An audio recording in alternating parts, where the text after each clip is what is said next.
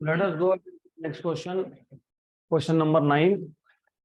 Four particles each of mass लिखा नहीं है, each of mass small m are placed at the vertex of a square of side भी print नहीं हुआ है, side L होना चाहिए. और यहाँ पे आंसर्स में जहां जहां 1 दिख रहा है, it is all L. So you have four particles each of mass m. They are placed at the vertices of square of side L. The potential energy of the system is, system का potential energy आपको find करना है.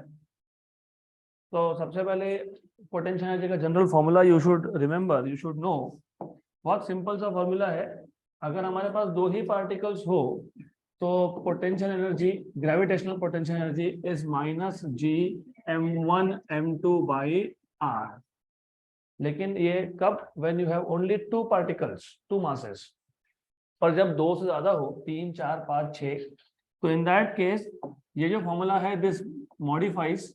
और यहाँ पे आप लिखते हो summation mi mj upon rij, where i run from 1 to n and i is not equal to j. अब इसका मतलब क्या है, बहुत सारे बुक्स में इंक्लूडिंग शायद जो फॉर्मूला बुक मैंने आपको दिया उसमें ऐसा लिखा होगा. But what does that mean? इसका सिर्फ मतलब इतना है कि आपको सारे के सारे पार्टिकल्स के कॉम्बिनेशन लेने हैं. मतलब अगर सपोज मेरे पास 3 पार्टिकल है, तो अगर हमारे पास 3 पार्टिकल है, रिमेंबर, तो 3 पार्टिकल के केस में पोटेंशियल एनर्जी का फॉर्मूला जब बनाओगे तो minus G m1 m2 upon r12 minus, क्योंकि प्लस करना है लेकिन पोटेंशियल एनर्जी क्या होता है, माइनस होता है. तो एक तो माइनस बाहर निकाल लो, फिर यहाँ पे क्या लिखोगे, प्लस जी कॉम्बिनेशन. हाँ, अगर 3 पार्टिकल है तो कॉम्बिनेशन क्या क्या बनेगा, 1 2 1 3 एंड 2 3 एंड 2 3. तो G m1 m3 upon r13 plus G m2 m3 upon r23. अगर 3 पार्टिकल्स है तो, अगर 4 होंगे तो 1 2 1 3 1 4 2 3 2 4 एंड 3 4. अगर 4 पार्टिकल्स होंगे तो 1 2 1 3 1 4, 1 का 2 के साथ, 3 के साथ, 4 के साथ, 2 का 3 के साथ, 2 का 4 के साथ, और 3 और 4. तो this is how you should remember potential energy. हमारे पास एक स्क्वायर दिया है, स्क्वायर के चारों वर्टेक्स पे एक एक मास रखा हुआ है, तो 4 पार्टिकल्स है यहाँ पे, तो यहाँ पे 6 टर्म्स आनी चाहिए. You should have 6 terms, 1 2 1 3 1 4 2 3 2 4 and 3 4. So now we can solve this question easily. हमारे पास एक स्क्वायर है and square has 4 vertex, और each of this vertex, हर एक वर्टेक्स पे क्या रखा हुआ है, 1 मास, और सबके सब मासेस क्या है, सेम है. तो very good. If all the masses are same, हमारा काम यहाँ पे कम होता है. तो पहले मैं फुल फ्लैश मेथड बताऊंगा, then we will do shortcuts. तो we have masses at each of this corner. एक यहाँ गया, एक यहाँ पे आ गया, 1 is over here and 1 is over here. Numbers दे दो इनको, वर्टाइसेस को. लेट अस से this is number 1, this is number 2, this is number 3, this is number 4. Length कितना बोला है, L. साइड लेंथ है L. तो distance between 1 and 2 is L. Distance between 2 and 3 is also L. Distance between 3 and 4 is also L. Distance between 1 and 4 is also L. तो ये 4 distances same हो गए. अब डिस्टेंस किसका बाकी रह गया, 1 1 3 का और 2 4 का. तो ये स्क्वायर है. स्क्वायर का डायगोनल का लेंथ क्या होता है, √2L. L square plus L square 2L square का रूट, और ये भी क्या होगा, सेम. तो ये जो दो डिस्टेंसेस है, कौन से, R24 और R13, they are √2L. Hypotenuse, Pythagoras theorem. तो हमको मिल गया यहाँ पे डिस्टेंसेस. अब मैंने अभी भी बताया कि पोटेंशियल एनर्जी के केस में हर एक में जी तो था ही. टोटल 6 टर्म्स बनेंगे ना, minus G m1 m2 by r12, minus G m1 m3 by r13, minus G m1 m4 by r14. तो माइनस जी सब में है, तो माइनस जी को निकाल लो बाहर. तो क्या बचा, m1 m2 upon r12 plus m1 m3 upon r13 plus m1 m4 upon r14 plus m2 m3 upon r23 plus m2 m4 upon r24 plus m3 m4 upon r34 m1 m2 m1 m3 m1 m4 m2 m3 m2 m4 m3 m4 m square है क्योंकि सारे masses same है, तो सब में से m square भी common, क्या आ जाएगा कॉमन। तो this is the way of thinking. मैंने पहले बताया क्वेश्चन एक्चुअली सॉल्व करने की जरूरत नहीं पड़ती है, अगर आइडियाज क्लियर है तो। मासेस सेम थे तो m स्क्वायर सब में आने वाला है, बाहर आ गया। 4 डिस्टेंस l थे और 2 डिस्टेंस, तो इन 6 में से डिनोमिनेटर में 4 के डिनोमिनेटर में क्या आएगा l, तो 1/l 1/l 1/l 1/l 4 बार आएगा, तो 4/l प्लस 2/√2l, क्योंकि 2 बार क्या आएगा √2l आएगा। जिनको दिक्कत होती है तो फिर एक काम करना, फिर आपको यहाँ पे सब्स्टिट्यूट करना पड़ेगा, स्टेप्स बढ़ जाएंगे। m1 m2 is m square, r12 is l, m1 m3 is m square, लेकिन r13 इज √2l, तो ये सब सब्स्टिट्यूट करना पड़ेगा आपको। तो एनीवेज इसमें से जो कॉमन निकलता है कॉमन निकाल लो। क्या कॉमन निकलेगा 2/l, तो माइनस g के साथ 2g m square by l, 2/l आ गया कॉमन, तो इधर क्या बचा 2 plus 1/√2।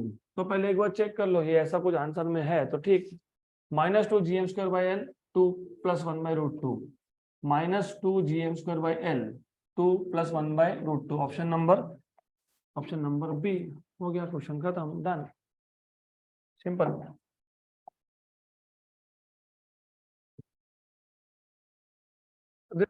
Can actually be solved in one step. कैसे, तो मैंने जैसे बताया आपको, प्रोडक्ट पे याद रखना, न्यूमरेटर में क्या आता है प्रोडक्ट मासेस का, ये तो सब में सेम आएगा, जी भी सब में आएगा, माइनस भी सब में आएगा, तो माइनस जी एम स्क्वायर, ये तो हर किस में आने ही वाला है। अब 6 टर्म्स में से 1 डिस्टेंस सब में है, इसमें से 4 डिस्टेंसेस सेम है, तो अंदर आ गया 4/l, 2 डिस्टेंस डायगोनल है 2, तो √2l 2 बार आएगा डिनोमिनेटर में, हो गया खत्म, that's it, take out 2/l outside and done, ये आंसर आ गया आपका, खत्म। तो this is how you should be solving such questions. ये सेम का सेम जाएगा फॉर इलेक्ट्रोस्टैटिक्स आल्सो, क्योंकि इलेक्ट्रोस्टैटिक्स में भी फॉर्मूला सेम ही होता है, 1/4πε0 q1 q2 by r, square नहीं आता, एनर्जी में स्क्वायर नहीं आता है, r आता है। तो वहां पे भी सेम होगा, मास के यहाँ पे चार्जेस होंगे, तो अगर सारे वर्टेक्स पे चार्जेस सेम है तो क्यू स्क्वायर हर टर्म में आ गया, 1/4πε0 हर टर्म में आ गया, वो सब बाहर, मतलब क्यू स्क्वायर अपॉन 4πε0 बाहर, राइट। अंदर आ जाएगा 4/l प्लस 2/√2l, तो 2 कॉमन निकाल लोगे उसमें से भी, डन। दिस क्वेश्चन, इसको सॉल्व करने की जरूरत नहीं है, ये क्यों है, just to check if you remember formulas और नॉट। तो हमारे पास 2 कॉलम है, उन्होंने बोला है match the column with column 2। Kinetic energy, चलो मान ले काइनेटिक एनर्जी हमको याद नहीं रहता सपोज, पर इतना तो याद रहता है कि काइनेटिक एनर्जी नेगेटिव नहीं होता है, इतना तो याद रहता है कि काइनेटिक एनर्जी में स्क्वायर रूट नहीं आता है, तो बात खत्म हो गई। 2 नेगेटिव है, एक स्क्वायर रूट है, मतलब A should match with S, A with S एक ही ऑप्शन है, ऑप्शन नंबर डी, क्वेश्चन खत्म, डन। तो सॉल्व करना इज नॉट रिक्वायर्ड हियर, ये ऐसा ही आएगा, सही है, खत्म। फिर चलो पोटेंशियल एनर्जी तो याद रहता ही, अभी तो लिखा था पोटेंशियल एनर्जी का formula, -g m1 m2 upon r, तो -g m, ये देखो b matches with r, b matches with r है क्या, b with r, then total energy is negative of kinetic energy, total energy is negative of, तो kinetic पता है तो minus लगा दो, बन गया, तो c should match with p, c with p, and orbital velocity मतलब क्रिटिकल वेलोसिटी √gm/r, हो गया खत्म, डन। तो this is how you are supposed to solve this question, मतलब सॉल्विंग तो कुछ है नहीं इसमें, there is nothing to solve, done done, बस इतना ही करना है, हो गया। चलो next question, A satellite of mass m is in circular orbit of radius 2re. इन्होंने directly circular orbit of radius 2re बोल दिया। कभी बोलते हैं, कभी कभी ऐसा भी बोलते हैं that the satellite is orbiting at a height 2re। तो अगर हाइट बोला होगा तो डिस्टेंस कहां से मेजर हो रहा है? सरफेस ऑफ अर्थ से। डायरेक्टली रेडियस बोल दिया तो कहां से? सेंटर ऑफ अर्थ से। तो इस क्वेश्चन को सॉल्व करना तो इजी टास्क है, लेकिन सिर्फ इतना पता होना चाहिए, जब आपको बोला है हाइट तो हाइट सरफेस से मेजर होता है, जब आपको बोला है रेडियस तो डायरेक्टली सेंटर से। अगर हाइट बोला होता तो ऑर्बिटल रेडियस क्या आता? r plus H. r plus H, H कितना? 2r, 2 और r प्लस r कितना? 3r। लेकिन यहाँ पे क्या बोला है? डायरेक्टली रेडियस, रेडियस मतलब डायरेक्टली सेंटर से। और सेंटर से जो डिस्टेंस होता है उसको तुम किससे डिनोट करते हो? Small R. तो स्मॉल आर कितना है? 2r ही। The energy required to transfer it to a circular orbit of radius 4re। मतलब पहले r1 2re है, अब क्या करना है? अब इसको ट्रांसफर करना है हायर ऑर्बिट पे। मतलब हमारे पास पहले एक सैटेलाइट था जो लोअर ऑर्बिट पे था। तो इमेजिन हमारे पास एक सैटेलाइट था, वो एक लोअर ऑर्बिट पे है शुरू में, उसको कहाँ लेके जाना है? हायर ऑर्बिट में लेके जाना है। तो imagine that is the situation. तो पहले का जो ऑर्बिट का रेडियस है वो है r1, अब कहाँ लेके जाना है? r2 पे। तो r1 से r2 पे लेके जाना है। गुड। तो what will be your approach of solving this question? Energy required पूछा है ना, एनर्जी रिक्वायर्ड। ये ना इलेक्ट्रॉन्स जैसा होता है, इलेक्ट्रॉन्स अराउंड न्यूक्लियस। आपको जब एक ऑर्बिट से दूसरे ऑर्बिट पे लेके जाना है तो energy supplied should be equal to difference of energy in the two levels. हमने देखा था सैटेलाइट अगर सर्कुलर मोशन परफॉर्म कर रहा है तो उसके पास दो एनर्जीज है, पोटेंशियल एंड काइनेटिक। तो दोनों को ऐड करें तो क्या मिल गया? टोटल। तो टोटल एनर्जी का फॉर्मूला याद है आपको? नहीं याद है तो मैंने इसलिए तो फिर यहाँ पे ये दिया है, minus G M M by 2r, minus G M M by 2r। कितना एनर्जी लगेगा ए पॉइंट से बी पॉइंट पे लेके जाने के लिए? Equal to the difference of energies. Difference of energies मतलब E2 minus E1, final energy minus initial energy. So the energy required is just the difference, बाकी कुछ भी नहीं है। Energy required to take a satellite from one point to another point is the difference in the energies at the two heights. So final energy minus initial energy, that's it. तो हर बार यही करना होता है, फाइनल माइनस इनिशियल। तो final में लिखोगे minus G capital M small M upon 2r2, क्योंकि final का डिस्टेंस कितना है? r2। माइनस ऑफ माइनस मतलब plus, G M M upon 2 times of जो निकलता है कॉमन, उसको निकाल लो कॉमन। और आंसर एक बार देख लेना, नेगेटिव एक भी नहीं है, नहीं है ना नेगेटिव, तो माइनस को बाहर मत निकालना, माइनस को अंदर रहने दो। तो ये आ जाएगा आपके पास G capital M small M upon 2, अंदर आ गया -1/r2 + 1/r1। Ji M M by 2 -1/r2 में पहले 1/r1 लिख लेता हूँ, 1/r1 - 1/r2। What is r1? 2re। तो 1/2re और r2 इज 4re। इसमें से भी 2 बाहर निकाल सकते हो, इसमें से भी आधे बाहर निकाल सकते हो, निकाल लो, सिंपल। तो G capital M small M upon 2 × 2 4re। यहाँ पे बचेगा 1 माइनस यहाँ बचेगा हाफ, हाफ ना? Yes. What is 1 - half? Half, half, half और ये 4 8। तो G M M upon 8re। तो ऐसा आंसर आना चाहिए, G M M upon 8re, option number C.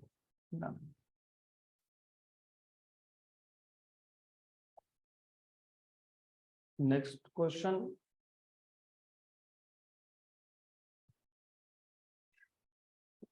A satellite is orbiting the Earth in a circular orbit of radius small r.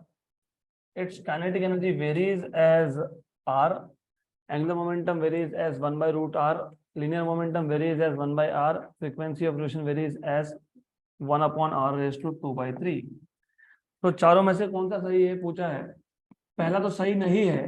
क्यों नहीं है? क्योंकि अभी तो देखा तुमने kinetic energy is minus G M M by 2r, मतलब kinetic energy is inversely proportional to 1 by r। इन्होंने क्या बोला है? Directly proportional. डायरेक्टली है क्या?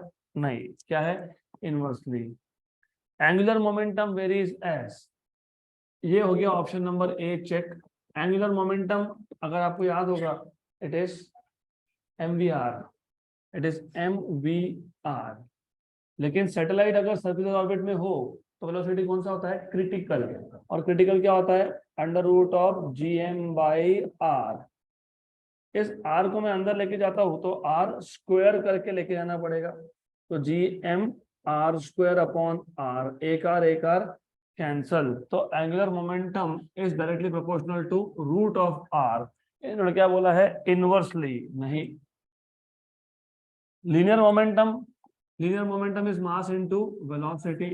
Velocity is under root of gm by r, मतलब linear momentum is inversely proportional to root r। इन्होंने क्या बोला है? 1 बाय r नहीं। तो बचा option number D, frequency. Frequency of relation varies as 1 upon r raise to 3 by 2। Check कर लेते हैं। चेक करना क्या है इसमें? बहुत सिंपल चीज है। Frequency 1 upon time period. But अगर आपको याद होगा टाइम पीरियड का square is proportional to R का क्यूब, तो T is proportional to R raise to 3 by 2, taking square root on both sides. तो फ्रीक्वेंसी 1 अपॉन टाइम पीरियड है और टाइम पीरियड खुद is proportional to R raise to 3 by 2, तो frequency is proportional to 1 upon R raise to 3 by 2। तो option number D है, correct है। Done. Next question. A geostationary satellite is biting. Satellite कैसे bite करने लग गया? It is orbiting. Okay.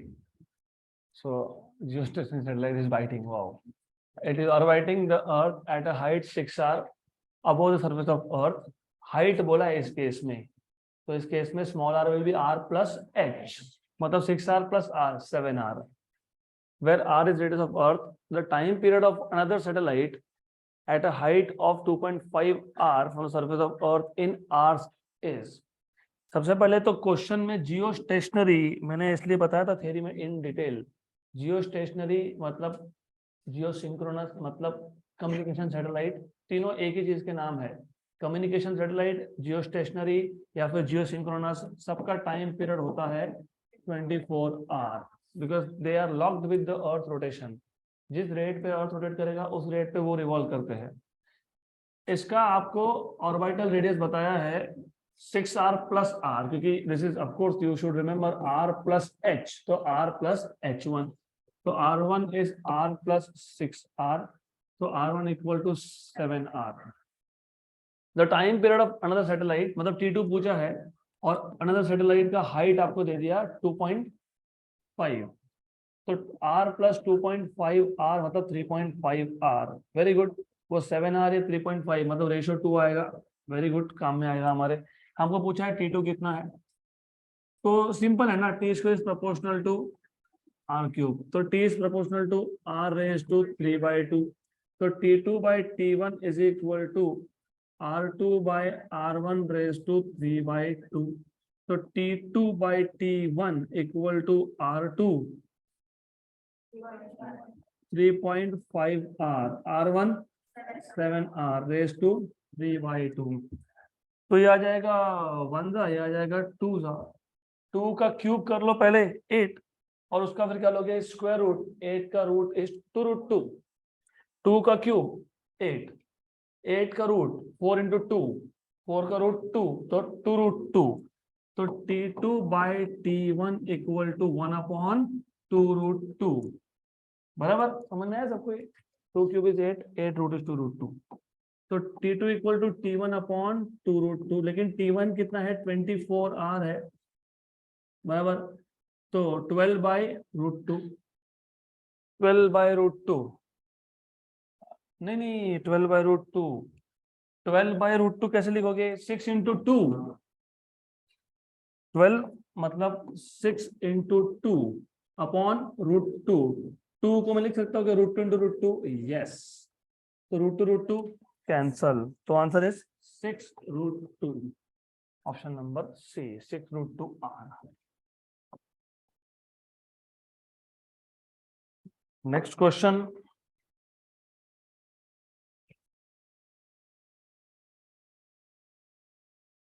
Oh, simple, very simple. Assuming that Earth and Mars move in circular orbit around the Sun, with the Martian orbit being 1.52 times the orbital radius of Earth, the length of Martian years in day is. ऐसा है, आपको Mars का जो orbit है ये 1.52 times of earth का orbit है। T square is proportional to R cube है, T is proportional to R raise to 3/2 है, तो आंसर में 3/2 पावर में देखना चाहिए। ऑप्शन नंबर बी, खत्म हो गया question. Time period of Mars upon time period of earth is equal to radius of Mars, radius of Mars मतलब radius of orbital orbit of Mars, this is orbital radius of Mars upon orbital radius of earth raise to 3/2। लेकिन R M upon R E कितना दिया है? R M upon R E 1.52, तो T M equal to 1.52 times of 3/2 into T E. What is time period of earth? 1 year. एक साल में कितने दिन? 365, तो 365 days। I told you very simple, option number B।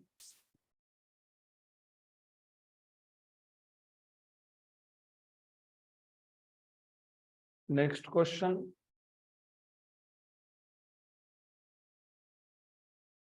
A research satellite of mass 200 kilogram circles the Earth in an orbital radius of 3re/2, where r is radius of Earth. Assuming the gravitational pull on a mass of 1 kilogram on the Earth's surface to be 10 Newton, the pull on the satellite will be। पहली बात तो यहाँ पे दो अलग अलग masses की बात हो रही है। एक है satellite which is revolving around earth, दूसरा है mass of 1 kilogram which is stationary on the surface of earth. वो ऐसा क्यों बोला होगा? थोड़ा सा घुमा फिरा के क्वेश्चन है, क्वेश्चन को अच्छे से रीड करो। It's a good question, simple but घुमा फिरा के बोला है। Research satellite of mass 200 kilogram circles the earth in an orbital radius 3re/2। एक रिसर्च सैटेलाइट है which is revolving around Earth in circular orbit of radius 3re/2। तो यह आ गया रिसर्च सैटेलाइट का orbital radius. Let's say you have some research satellite over here, और मैं काम करता हूँ, इसको बोलता हूँ MS. MS is mass of satellite, this is mass of earth, और हमारे पास 1 किलोग्राम का एक ऑब्जेक्ट है जो कहाँ पे है? अर्थ की सरफेस पे है, इसको बोलता हूँ स्मॉल एम। तो जो पहला सेंटेंस था वो था सैटेलाइट का इंफॉर्मेशन, जो दूसरा सेंटेंस है वो है मास का information. Assuming the gravitational pull, pull मतलब फोर्स, तो ग्रेविटेशनल फोर्स क्या होता है बताओ? हाँ, Gm/m/r²। Assuming the gravitational pull on a mass of 1 kg on the surface of Earth to be 10 Newton, surface of Earth, तो distance कितना है? r। ये जो ऑब्जेक्ट है इसका डिस्टेंस कितना दिया हुआ है? r। इसका डिस्टेंस है r, रेडियस ऑफ अर्थ, और इसका ऑर्बिटल रेडियस कितना है? 3re/2, 3re/2। इस पे फोर्स कितना बोला है? 10 न्यूटन, बराबर। और मास कितना है इस ऑब्जेक्ट का? 1, तो 1 kg। तो यहां सब्स्टिट्यूट कर दूंगा तो क्या मिलेगा मुझे? Gm/r² equal to what is Gm/r²? x second due to, तुमको बताना ये था हम लोगों को कि g की वैल्यू 10 यूज करो, ऐसा घुमा फिरा के बताया है कि g की वैल्यू 10 यूज करो। अब ठीक, आप समझ में आ गया तो हो जाएगा, क्योंकि अब g की वैल्यू 10 यूज करनी है, पता है हमको। फिर हमको क्या पूछा है? हमको पूछा क्या था? क्या पूछा था? क्या फाइंड करना है? Pull on the satellite. तो ये जो पुल था ये स्मॉल m पे था, आपको पुल किस पे फाइंड करना है, सैटेलाइट पे। तो फिर क्या लिखोगे, g capital M small m upon r square. कौन सा r, small r square. Good. Then small r की वैल्यू सब्स्टिट्यूट कर दोगे, तो g capital M small m upon small r कितना है, 3re/2 का square.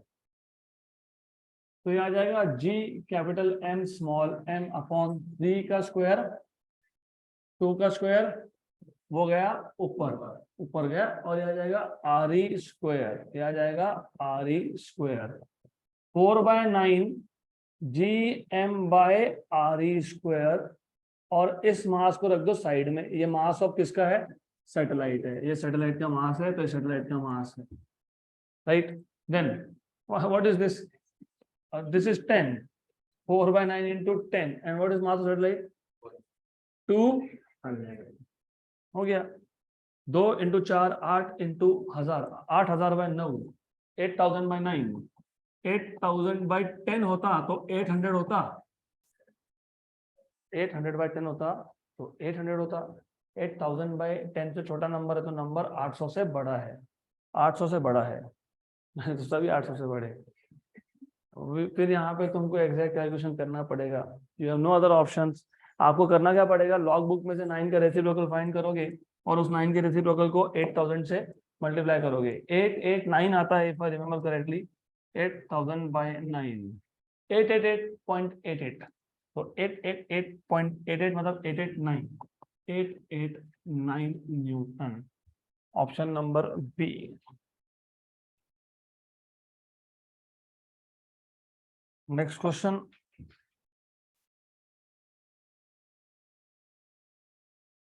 A small planet is revolving around a very massive star in a circular orbit of radius r. Orbit का radius ही capital R बोल दिया है, with a period of revolution capital T. If the gravitational force between the planet and the star were proportional to r raised to -5/2, then T would be proportional to. तो first of all आपको ये पता होना चाहिए कि हमने भी time period के इक्वेशन डिराइव किए थे। सैटेलाइट का अराउंड अर्थ किया था, सैटेलाइट का टाइम पीरियड अराउंड अर्थ जब हमने फाइंड किया था तो प्रोसेस क्या था, तो पहले तो प्रोसेस याद होना चाहिए, क्वेश्चन पे बाद में आऊंगा मैं। What was the process of deriving time period of satellite around earth, orbital velocity. वो कहाँ से निकाला था ऑर्बिटल वेलोसिटी, ऑर्बिटल वेलोसिटी को डिराइव कैसे करते हो, क्योंकि प्रोसेस नहीं पता तो क्वेश्चन सॉल्व नहीं हो पाएगा। ये देखो मैं एक चीज बताता हूँ आपको, यहाँ पे ना काम बहुत इजी है। क्यों, क्योंकि हर एक फोर्स का सोर्स है, बस बात खत्म, इतना याद रखना, हर एक फोर्स का सोर्स है। सैटेलाइट क्या कर रहा था, सर्कुलर मोशन, उसके लिए कौन सा फोर्स चाहिए, सेंट्रीपिटल, किसने दिया, ग्रेविटी, बस खत्म। Centripetal force equal to gravitational force, तुम स्टार्ट ही यहाँ से करते हो, centripetal force is equal to gravitational force. फिर आप बोलते हो mv²/r इक्वल टू gmm/, हाँ r स्क्वायर। यही यहाँ पे बोला है कि acceleration due to gravity is not proportional to r square, 1/r² proportionally नहीं है। मतलब जब तुम 1/r² लिखते हो मतलब तुम क्या बोलते हो, force is proportional to r raise to -2, -2 नहीं बोला है, -5/2 बोला है। तो यहां से जो तुमने क्रिटिकल वेलोसिटी का एक्सप्रेशन डिराइव किया था, अब वैसा नहीं आएगा, √gm/r नहीं आएगा। That is the idea. क्योंकि तुम यहां से क्या फाइंड करते हो, यहां से तुम फाइंड करते हो vc, याद है तुमको क्या मिल जाता है, vc कितना जाता है, √gm/r। फिर तुम बोलते हो कि speed is distance upon time, तो time is distance upon speed, और डिस्टेंस होता है 2πr, और स्पीड कितना है, vc। फिर vc का इक्वेशन यहाँ सब्स्टिट्यूट करके you find out the expression for time period. ये जनरल प्रोसेस है। तो process of finding out time period क्या था कि पहले तुम सेंट्रीपिटल फोर्स फाइंड करो, किससे, ग्रेविटेशनल फोर्स से, बराबर। वहां से क्या मिल जाएगा आपको, vc। फिर distance upon time is speed, तो time is distance upon speed, speed क्या है, vc, which is √gm/r।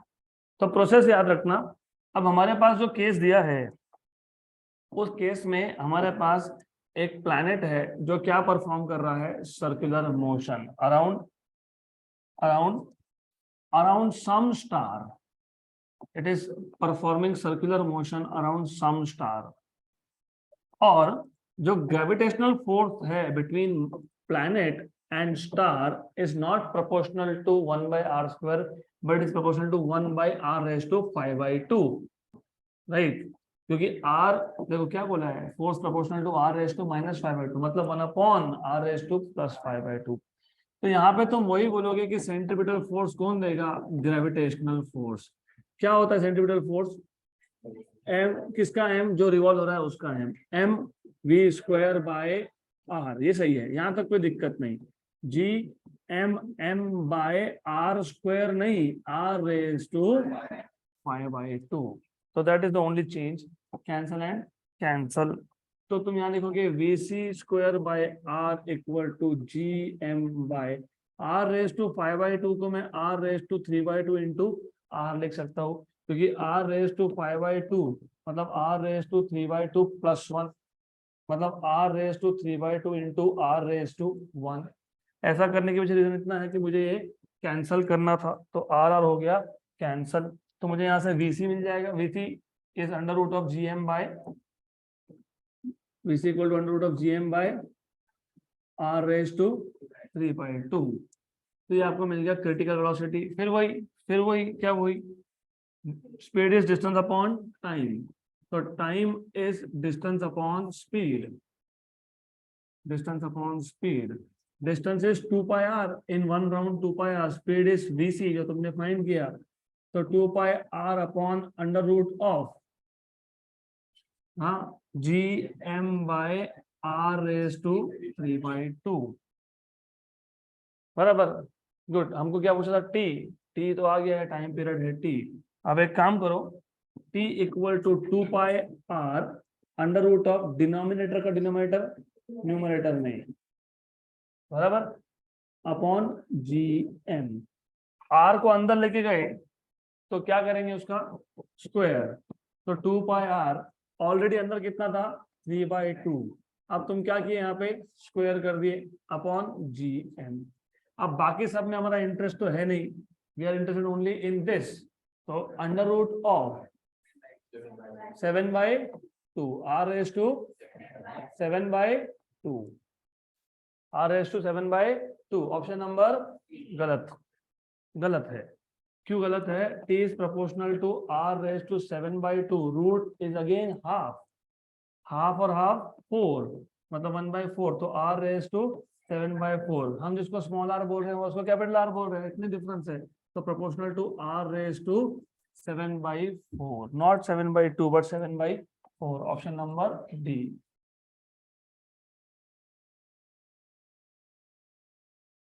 Next question.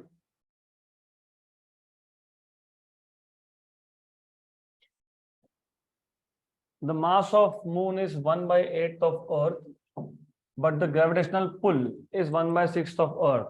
Gravitational pull ये बोलने का मतलब ये कि अगर मेरे पास एक ऑब्जेक्ट है, उसको अगर मैं अर्थ पे रखता हूँ तो अर्थ उस पर फोर्स लगाएगा, पुल करेगा उसको. और अगर उसी को मैं मून पे रखता हूँ तो मून भी क्या करेगा, पुल करेगा.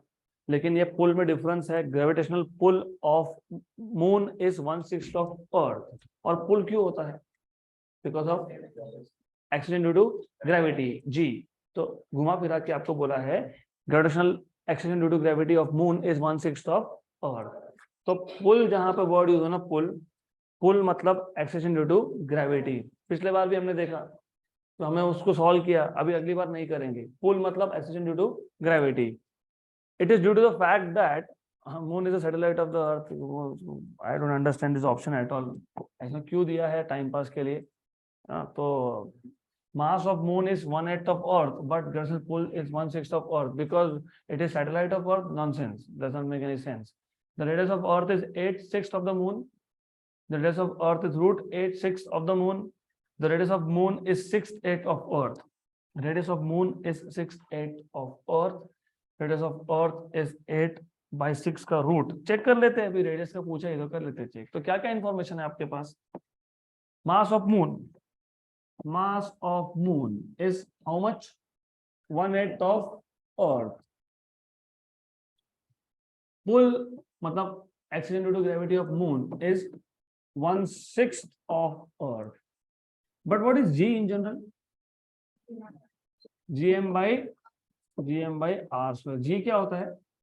कांस्टेंट. तो g is proportional to m by r square. और आपको ऑप्शन में रेडियस दिया है, तो फिर r square is proportional to m by g. तो r is proportional to root of m by g. Question हो गया खत्म. रूट वाला एक ही आंसर है, ऑप्शन नंबर सी. तो फिर भी चलो सॉल्व कर ही लेते हैं. Radius of moon upon radius of earth equal to under root of mass of moon upon mass of earth. G के साथ इनवर्स रिलेशन है, इनवर्स. तो G earth upon G moon. Mass of moon upon mass of earth is 1/8. GE by G moon, GE by G moon is 6. So radius of moon upon radius of earth is root of 6/8. हो गया. What is radius of earth then?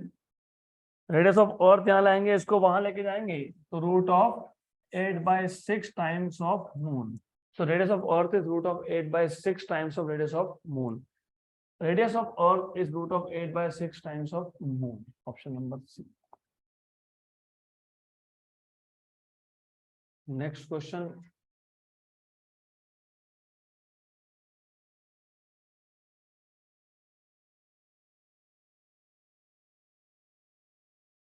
A body hanging from a spring stretches it by 1 centimeter at the Earth's surface. How much will the same body stretch? How much will the same body stretch the spring at a place 16,400 kilometer above the Earth's surface? Radius of Earth is 6,400. गलत question है, गलत question है. It cannot be 16,400. It has to be 1,600 kilometers. Then पहले तो question समझ लो. A body hanging from a spring. हमारे पास एक body है which is hanging from a spring. तो सबसे पहले let us show this diagrammatically. This is rigid support. इसको तुमने लगा दिया एक spring. So you have connected a spring to this rigid support. और एक स्प्रिंग के नीचे तुमने लगा दिया एक बॉडी, और उस बॉडी ने क्या किया? स्प्रिंग को क्या किया? स्ट्रेच कर लिया. ओके, तो the situation is something like this. ऐसा सिचुएशन है जैसे तुमने लोड लगाया, लोड ने क्या किया? स्प्रिंग को कर लिया स्ट्रेच. तो स्प्रिंग हो गया stretch. This is what you have. Then कितना स्ट्रेच हुआ? तो कितना स्ट्रेच हुआ? यहां से लेके यहां तक स्ट्रेच हुआ. कितना हुआ? इसको कुछ तो नाम दे दो. एक्स बोलो, इसको एल बोलो, स्मॉल एल बोलो, whatever you want. I will call this as X. किसने स्ट्रेच किया? इस मास ने. मतलब किसने स्ट्रेच किया? mg ने. लॉजिकली स्पीकिंग जितना ज्यादा लोड होगा उतना ज्यादा स्ट्रेचिंग होगा. मतलब ये जो एक्सटेंशन, इसको वैसे बोलते हैं एक्सटेंशन प्रोड्यूस्ड, इलांगेशन प्रोड्यूस्ड. तो इलांगेशन प्रोड्यूस्ड ये किस पे डिपेंड करेगा? लोड पे. किस पे? लोड. लोड मतलब mg. स्ट्रेचिंग फोर्स भी बोलते हो इसको, तुम इसको स्ट्रेचिंग फोर्स भी बोलते हो. तो इसको मैं बोल दूंगा स्ट्रेचिंग फोर्स. स्ट्रेचिंग फोर्स मतलब लोड, राइट. तो देन बेसिकली ये फोर्स है, it is some type of force. तो force is proportional to X. अगर मैं प्रोपोर्शनल से हटाता तो क्या लिखूंगा मैं? बराबर. What is force? mg. mg equal to kx. m constant और k भी कांस्टेंट. तो g is proportional to x. ऐसा मैंने क्यों किया? क्योंकि हमको क्या पूछा है? हमको पूछा है कि अगर अर्थ के सरफेस पे स्ट्रेचिंग 1 सेंटीमीटर है, एक्सटेंशन इज 1 सेंटीमीटर, मतलब x की वैल्यू कितनी है? 1 सेंटीमीटर. तो हाइट पे, कितनी हाइट पे? 1600 किलोमीटर हाइट पे सेम बॉडी मतलब सेम लोड कितना स्ट्रेचिंग प्रोड्यूस करेगा? तो जब तुम हाइट पे जाते हो तो क्या चेंज होता है? Acceleration due to gravity. इसका मतलब हमको इस क्वेश्चन में करना ये था, एलोंगेशन को किसके साथ कनेक्ट करना था, जी के साथ। तो यू हैव टू रिमेंबर कि when you are going above the surface of earth, what is changing, G. Mass does not change, something changes is G. तो you are suppose to connect elongation with G. और ऊपर से एक चीज तो पक्की है, ये दोनों नहीं आने वाले। क्यों? कल ही जो देखा था, when you go above G decreases, तो जब जी डिक्रीज होगा तो इलांगेशन भी डिक्रीज होगा, मतलब एक्स की वैल्यू 1 सेंटीमीटर से कम होगी। तो हो गया, हमको सिर्फ फाइंड करना है what is the X at height. तो X at height upon X at surface is equal to, X is proportional to G, तो G at height upon G at surface. तो तुमको याद है, आप लोगों को याद होना चाहिए कि जी एच के मैंने दो फॉर्मूला बताए थे, कल ही बताए थे, याद है? R upon R plus H का स्क्वायर इंटू जी, ये था surface value.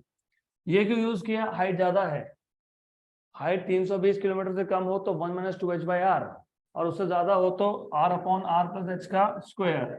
Therefore G H upon G S हमको मिल जाएगा R upon R plus H का square. Equation number 2, 1 and 2, X H by X S is G H by G S, G H by G S क्या है? R upon R plus H का square. Substitute कर दो, तो from equation number 1 and 2 you get x H upon X S equal to G H upon G S, लेकिन वो क्या है? R upon R plus H का square. What is H? 1600 kilometre, बराबर। Can I write this as 6400 by 4? लिख सकते हैं क्या? यस। क्यों लिखा ऐसा पता है? ये पता है क्या है? हाँ, ये रेडियस है, ये आर अपॉन 4 हो गया। 6400 क्या है? आर, तो आर बाई 4, तो एच कितना है? R by 4।